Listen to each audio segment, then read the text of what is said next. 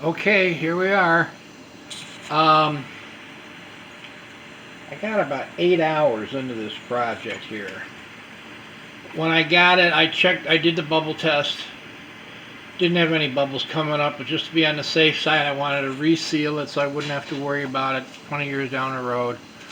So I stripped out the sealer. It's a two-part chemical process. Takes a couple days to do it. So I resealed it with Caswell. Did a second bubble test, and there were absolutely no bubbles coming out from the seam at the bottom where we replaced the bottom. The only bubbles were coming up was from the filler cap, and I didn't crank it down. I just had it on tight like a normal person would put it. When I did the first test burn before I sent it back to you, I cranked it down pretty tight to make sure there weren't any bubbles coming out. But evidently that could have been the problem for you if you weren't tightening it enough.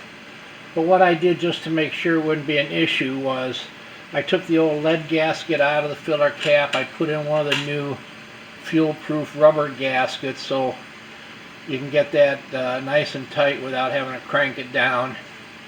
Then on the thumb screw, what I did, I had to build up the little pointy part that sticks into the fuel cap.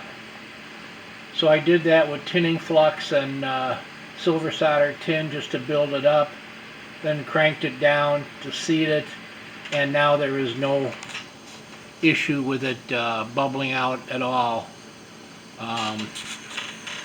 Tighten this down just when it gets a little snug. Just do one more with the wrench.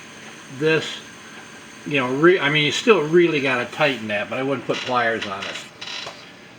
Okay, so I got all that together and I did the test fire, and you were right, it wasn't really burning that well. So what I did was I took the generator out and I unpacked it. I took the packing out and it was pretty well crudded up.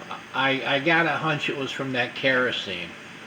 What I tried to do then was I heated up the packing, trying to burn off any excess carbon or anything, any petroleum gunk that was stuck on it. Put it back in and it lit, but it really didn't light that good. So I thought, well, I'm going to check this out.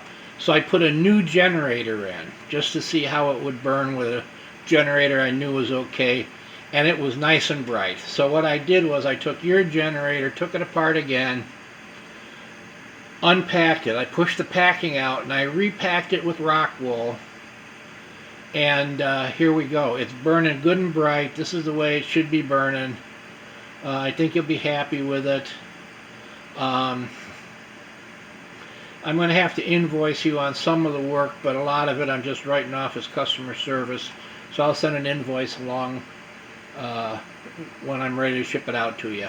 Alright, so here we go, and this should be trouble-free for you for a long time. Just remember, Coleman fuel or Crown Clear white gas, pump it up good and bright. Make sure that your generator is good and hot before you open the valve, so that when the fuel goes in it vaporizes right away instead of flaming out on you. I put my globe hat and vent cone on just to make sure that when I had the right aspiration it would be burning good. So I think you're going to be good to go on this one. Alrighty, y'all have a good week. Bye bye.